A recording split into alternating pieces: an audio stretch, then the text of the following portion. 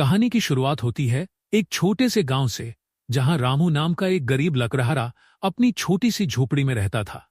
रामू के पास अपनी जीविका चलाने के लिए एक छोटा सा खेत और एक बकरी थी, जिसे वह गोरी कहकर बुलाता था।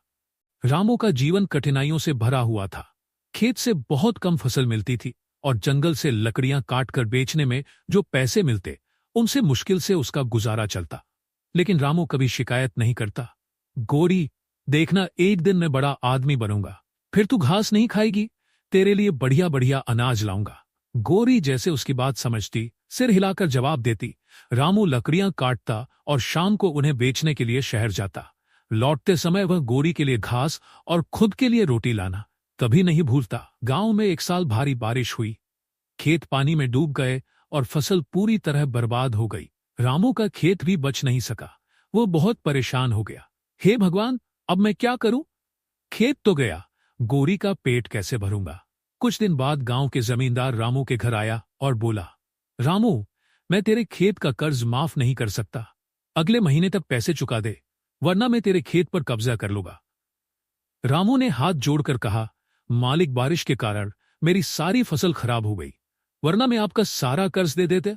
मुझे कुछ समय दायजे में आपका सारा। लेकिन जमींदार ने साफ इनकार कर दिया। रामू ने तय किया कि वह जंगल में ज्यादा लकड़ियां काटेगा और पैसे इकट्ठा करेगा। अब वह गोरी के साथ सुबह जल्दी निकलता और देर रात घर लौटता। गोरी, तू ही तो मेरी सबसे बड़ी ताकत है, तुझसे बात करके मेरा मन हल्का हो जाता है। गोरी प्यार से रामू की ओर देखती और अपनी नन्ही पूंछ हिलाती। लेकिन हालात सुधरने का नाम नहीं ले रहे थे। लकड़ियों के दाम भी कम हो गए थे। रामू को अब गोरी के खाने के लिए घास जुटाना भी मुश्किल हो रहा था। एक दिन रामू हमेशा की तरह गोरी को जंगल में घास चरने के लिए छोड़कर लकड़ियां काटने में व्यस्त था। जब वह वापस लौटा तो गोरी वहां नहीं थी। रामू ने चिल्लाकर कहा। उसने पूरे जंगल में उसे ढूंढा, हर जगह पुकारा, लेकिन गोरी का कोई पता नहीं चला। गांव लौटकर वह हर घर में गया। क्या आपने मेरी गोरी को देखा? सफेद रंग की बकरी थी। सबने सिर हिलाकर मना कर दिया। रामू की आंखों में आंसू आ गए। वह अकेले बैठकर रोने लगा। गोरी, तू ही तो मेरी एकमात्र साथी थी, अब मैं तुझसे भी दूर हो गया। गोरी के गायब होने के कुछ दिनों बाद रामू ने अपने खेत में कुछ अजीब चीजें देखनी शुरू की। बर्बाद फसलें अचानक से हरी भरी दिखने लगीं। ये कैसे हो सकता है? फसलें तो पूरी तरह खराब हो गई थीं। रामू हैरान था। उसने देखा कि खेत के पास हर रात हलचल होती थी। कोई छिपकर खेत में आता और चला जाता। रामू ने सोचा, मैं रात में निगरानी करूंगा, यह जरूर किसी का काम है। एक रात रामू ने खेत के पास छुप कर देखा। अचानक उसने गोरी को खेत में देखा।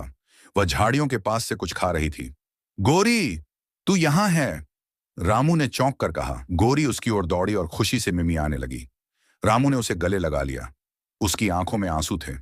गोरी, मैं सोचता था कि तू मुझे छोड़कर चली गई, लेकिन तू तो वापस आ गई। रामू ने देखा कि गोरी के पैर में एक छोटी सी थैली बंधी हुई थी। उसने वह थैली खोली तो उसमें सोने के छोटे छोटे टुकड़े थे। यह सोना कहां से आया गोरी? उसने आश्चर्य से पूछा। रामू ने तय किया कि वह अगली बार गोरी का पीछा करेगा। अगले दिन उसने गोरी के पीछे पीछे जंगल में जाने का फैसला किया। गोरी उसे एक पुराने मंदिर की ओर ले गई। मंदिर बहुत पुराना और टूट चुका था। वहां एक मूर्ति थी जिसकी आंखों से सोने के छोटे छोटे टुकड़े गिर रहे थे।